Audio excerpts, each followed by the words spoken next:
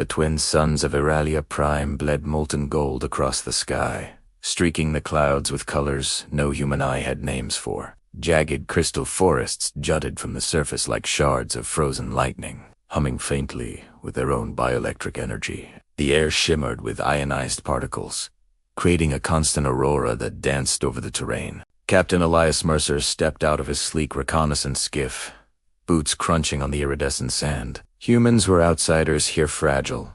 He'd been told, but the strange hum under his feet felt oddly familiar, almost like a pulse he could resonate with. His mission was simple: retrieve a stolen data cache from a remote research station. Simple, until it never was. Mercer adjusted the strap of his plasma sidearm and glanced at the horizon. "Easy in, easy out," he muttered, voice swallowed by the wind that carried faint, melodic whispers from the crystal groves. Humans might not be native to this galaxy, but he liked to think they had a certain stubborn brilliance.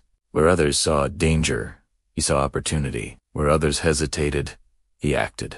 As he approached the ruined station, he noticed a flicker of movement in the shadows. A figure, crouched and trembling. Not one of the station's droids. Not a Virelian soldier. A she, delicate in frame, with translucent violet skin and eyes like liquid silver, staring at him with fear sharpened into desperation. The other mercenary crews, passing overhead in their hovercrafts, ignored her entirely. "Collateral," one hissed into their comes. But something in Mercer's chest tightened. Humanity, he realized again, wasn't just survival. It was empathy. It was choosing to act when the easy path was to walk away. "Hey," he called softly, crouching to her level. "Careful not to make sudden moves. I'm not going to hurt you. Can you walk?" The alien woman blinked, then nodded, her lips quivering. "They left me. Everyone left me." Her voice was musical, laced with terror and wonder. Mercer extended a hand. "Not me. Come on, we're getting you out of here." For the first time, the human hero of Virelia Prime, fragile, stubborn, unstoppable, felt the thrill of a mission, changing from duty to destiny. And so, under the twin suns' blazing light, the impossible began. A human and a Virelian, abandoned yet unbroken, stepping together into a galaxy that had underestimated them both. The wind carried a metallic tang as Mercer helped the alien woman her name. She whispered shakily. Was Lyra crossed the jagged crystal plains. Her violet skin glimmered under the twin suns, tiny flecks of light like scattered stardust. Every step she took was cautious. Every tremble spoke of the horrors she had endured. "They didn't even try to help," she murmured, voice quivering. "The others, the patrols, they just left me." Mercer's jaw tightened. "Humans don't do that," he said quietly, though he knew it wasn't just a human thing. Courage and empathy were choices, and he had made his. "I don't leave people behind, especially not you." Her gaze met his, silver eyes wide with a mix of disbelief and hope. There was a spark, fragile, but unmistakable. Mercer knew in that moment that he wasn't just saving her life. He was igniting something far bigger than a mission. Suddenly, a low hum vibrated through the crystal sands. A patrol of Virelian enforcers. They were armored, sleek, and merciless, scanning for any signs of intruders. One of them spotted Lyra, and a piercing alarm sliced through the air. "Move!" Mercer barked, shoving her behind a jagged crystal outcropping. Bullets of ion energy streaked past, shattering the sand like exploding fireworks. Lyra gasped. "I can't." "Yes, you can." Mercer snapped, grabbing her hand. His grip was firm, grounding. "Run when I say. Run." The pair ducked and sprinted through the alien landscape, Mercer using every instinct honed through years of survival and human conflicts. Lyra, at first hesitant, found herself matching his pace, her natural agility astonishing against the crystalline terrain. As they ran, Mercer glanced at her. "You're not fragile. You know, you've survived far worse than a few enforcers." Lyra's lips curled into a faint, incredulous smile. "You're insane." "Maybe," Or maybe I just don't believe in leaving anyone behind, he replied with a grin. By the time they reached the abandoned data relay, a hidden bunker buried beneath a crystalline ridge, they were panting, hearts racing, but alive. Mercer pressed a hand to her shoulder. We're safe, for now, but I'm not letting them get you again.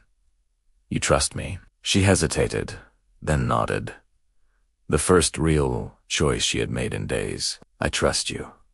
It was more than trust. It was a bond forming in the crucible of dangerous spark of humanity in a galaxy that often forgot it existed. And somewhere, deep in the crystal groves, the wind seemed to whisper approval, as if the world itself recognized that this human would not just survive, but change everything. The sound of engines tore through the crystalline valleys like a predator's roar. Mercer's eyes snapped upward. Virelian patrol skiffs, sleek and armed with pulse cannons, were converging fast. Lyra clutched his arm, her grip surprisingly strong, and he felt a jolt of warmth shoot through him. Humans weren't supposed to be heroes. Yet here he was, racing through alien terrain, a blur of instinct, grit, and stubborn courage.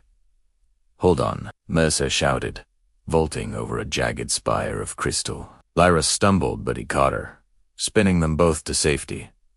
You think I can't keep up? She shot back, a playful edge in her voice, despite the adrenaline. I think you're hiding some serious skills, Mercer replied, dodging another blast of ion fire that exploded against the ground beside them. Come on, show me what you've got. The chase became a symphony of Moshandiv. Roll, leap. Mercer's human reflexes were finely tuned, honed by years of conflicts on worlds no one else dared to set foot on. Lyra, meanwhile, revealed her own gifts. She could manipulate the faint bioelectric hum of the crystals, creating sudden flashes that disoriented the skiffs, buying them crucial seconds. Mercer grinned, despite the chaos. I like it when you fight back. Lyra laughed, a melodic, silver-tinged sound that made the danger momentarily fade.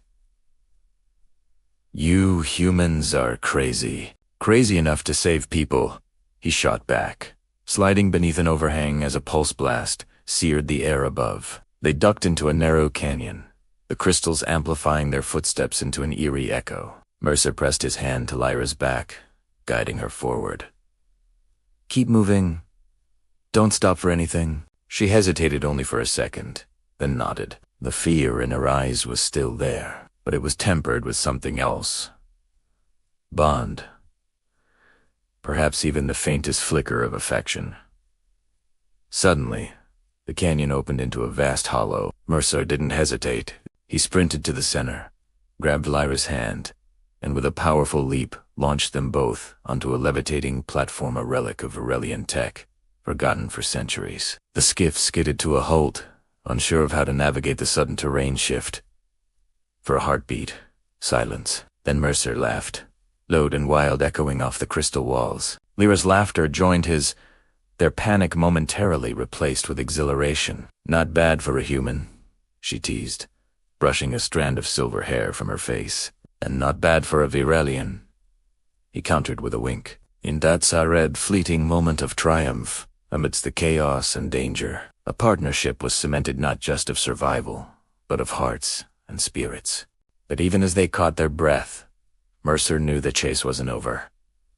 This was only the beginning. Somewhere deeper, a conspiracy waited, a secret that could change the galaxy, and he would face it. Because humans never gave up. The bunker's entrance was hidden beneath a lattice of crystalline growth, shimmering faintly like an uncut gem. Mercer knelt, examining the panel. This is old tech, he muttered, but it's still active. Lucky us. Lyra hovered beside him, her silver eyes reflecting the soft glow of the crystals. It won't be easy, my people. Some secrets are buried for a reason, Mercer smirked. Nothing's too buried for humans.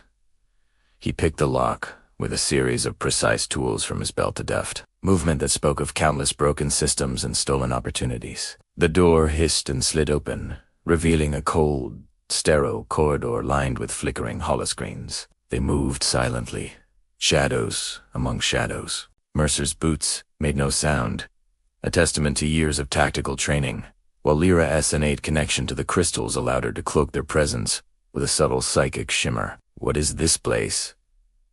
she whispered, eyes scanning the glowing data cores. "Looks like proof," Mercer said, pulling up a holo screen. Data scrolled in alien glyphs, then shifted into a pattern he could decode. His brow furrowed. "It's worse than we thought. The Virelian Empire isn't just controlling worlds, they're experimenting on populations. Secret war crimes, human and alien alike. Entire colonies vanished. And this is only one station."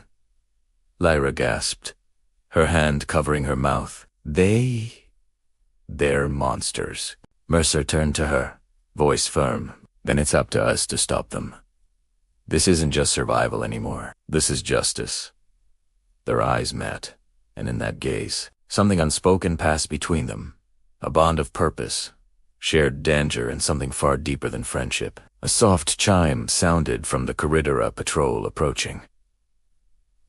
Mercer's hand went to his sidearm. "Time to move. Follow my lead." They slipped through vents and side corridors, narrowly avoiding guards. Lyra's crystal manipulation created sudden blinding flashes that left pursuers disoriented. Mercer used every ounce of his human ingenuity, scaling walls, ducking under laser fire, and improvising traps with old Virelian tech. At one point, cornered in a dim chamber, Mercer pressed Lyra against him. "Stay close."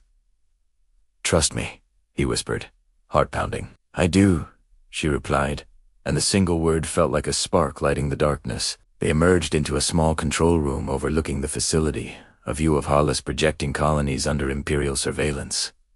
Mercer's jaw tightened. This is bigger than anyone imagined, and we're the only ones who can stop it." Lyra reached out, placing her hand on his arm. Together, Mercer said, eyes fierce, a promise forged in the fires of danger. And in that moment, amidst holographic evidence of tyranny and the cold gleam of alien technology, two unlikely allies realized their fight was no longer just about survival. It was about Virelian. Their bond would be the spark that lit the fire.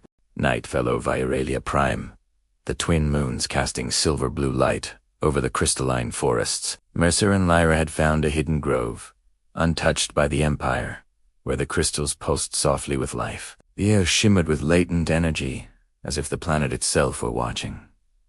"You're sure about this?" Mercer asked, his voice low, cautious. Humans didn't often meddle with alien psychic rituals, but Lyra's eyes glimmered with serene certainty. "I have to," she said. "It's the only way I can connect with you, fully, to share my memories, my strength. You'll understand me in ways no one else could." Mercer took a deep breath. "All right, lead the way." Lyra guided him to the center of a circular crystal formation. The crystals vibrated, resonating with the beat of her heart. She extended her hands, palms glowing with soft violet light. "Focus on me. Trust a connection." Mercer did as she instructed, closing his eyes. A warmth spread through his chest. Not just physical, but something deeper.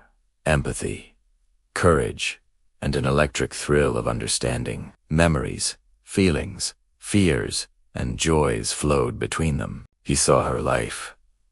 The moment she had been abandoned by her own kind, the pain and loneliness, and the strength she had forged from it, and she felt him to his childhood on a fractured earth. The battles, the missions, and the unshakable drive to protect those he cared for. "This is incredible," Mercer whispered, voice trembling. "I've never felt anything like this."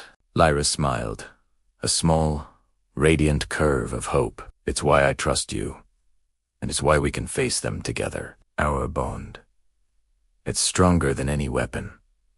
As the ritual reached its peak, a soft pulse of violet light enveloped them. Mercer felt his human instincts sharpened, his courage amplified not because of some alien power, but because they had chosen each other. Two beings from two different worlds, intertwined by trust, hope, and love. When they opened their eyes, the grove was quiet. The energy had not faded. It lingered, a subtle aura around them, binding them beyond words. Mercer grinned, brushing a strand of silvery hair from Lyra's face. Guess this means we're officially unstoppable. Lyra laughed softly. Don't get cocky. Human. But yes, unstoppable. Together. He reached for her hand, their fingers intertwining naturally. Then let's finish this. Let's take them down. For everyone they've hurt. And in that luminous grove, under the watchful twin moons, the human hero and the Virelian warrior became more than allies. They became a force, a promise, a bond that even an empire could not break. The sky above Virelia Prime burned with the glow of orbital bombardments. Mercer and Lyra stood at the edge of the crystalline plateau, the ruined city below, swarming with Virelian imperial forces. At the center of the chaos, the Admiral himself, Admiral Vorin, a towering figure in blackened armor, stood waiting, his pulse cannon humming with lethal energy. Humans, always meddling where they don't belong. Kale's voice boomed across the battlefield, distorted by the hum of energy fields. Mercer tightened his grip on his plasma rifle. I belong wherever justice needs a backbone, he shot back, eyes blazing with defiance. Beside him, Lyra's violet aura flared, the crystals around them vibrating in sync with her psychic energy. The first wave of troops surged forward. Mercer dove into the fray, moving faster than the human eye could follow, ducking, rolling, firing with calculated precision. Lyra followed her control over the crystals, creating barriers and bursts of energy that disarmed and incapacitated soldiers without harming them unnecessarily. Not bad for a human, she shouted with a grin, flinging a crystal shard that disarmed a squad. And not bad for a Virelian, Mercer countered, sliding under a sweeping energy blade. Together, they moved as one, his ingenuity, her psychic mastery. Every imperial strike was met with improvisation and instinct, every trap with cunning and courage. Finally, they faced Admiral Vorin. He unleashed a blast of energy that threw Mercer backward, skidding across the crystal floor. Lyra screamed, extending her hands, channeling the full power of the grove's psychic energy. The beam collided with her aura, creating a blinding explosion of violet and gold. Mercer rolled forward, gripping a crystal spike and launching himself like a human missile. He struck Vorin's armor at a weak point, his shot amplified by Lyra's psychic energy. The Admiral staggered, his cannon sparking and dying. You can't defeat me, Vorin roared. Humans never give up, Mercer said, his voice steady, eyes locking with Lyra's, and neither do we together. Lyra surged forward, their combined energy enveloping Vorin in a psychic crystal storm. With a final scream, the Admiral collapsed, the oppressive force of the Empire broken at least on this world. Breathing heavily, Mercer turned to Lyra. We did it. Lyra smiled, stepping close, her aura softening. We did it. Together. And in that moment, amidst the ruins of Empire and the glow of the twin moons, the human and the Virelian warrior realized that courage, love, and trust could topple even the mightiest of tyrants. Human is stubborn, fearless, and compassionate had once again proved itself special. The twin suns rose over Virelia Prime, casting golden light across the crystalline plains. The battlefield was quiet now, only the soft hum of the planet's energy remaining. Mercer and Lyra stood side by side, hands intertwined, surveying the aftermath. The Emperor's forces had been routed, and the colonies once oppressed were beginning to breathe freely again. You did it, Lyra said softly, her silver eyes glimmering with tears and hope. No, Mercer corrected gently, brushing a strand of her violet hair from her face. We did it. Together. She leaned against him, their bond deeper now than words could describe. The psychic ritual, the battles, the shared danger, they had forged something unbreakable, something that went beyond heroics. Something that felt like home. A soft cry drew their attention. In the ruins nearby, a small Childa, human-alien hybrid, abandoned during the Empire's attack, speaked from behind a crystal shard. Lyra knelt, her aura pulsing gently, soothing the frightened child. Mercer crouched beside her, smiling. "Well," he said, his voice warm, "looks like our family just grew." The child's eyes, a mesmerizing blend of human brown and Virelian silver, lit up. Lyra extended her hand, and the child took it, the first real connection of trust since the Empire had torn everything apart. As the three of them walked toward the rising sun, Mercer whispered to Lyra, "Promise me, no matter what happens next, we face it together. Always." Lyra smiled, pressing her forehead against his. "Always." And with that, the human and the Virelian warrior, once strangers, now bonded by courage, love, and an unyielding will, stepped forward into a new era. Their story would ripple across the stars, a symbol of unity, hope, and the extraordinary power of the human spirit. The galaxy had underestimated them once, but now, in love, family, and freedom, they had shown that humans undaunted, empathetic, and indomitable could espied even the farthest reaches of the universe. And somewhere, among the crystal forests and the twin suns, the hum of life continued, carrying the promise that together, anything was possible.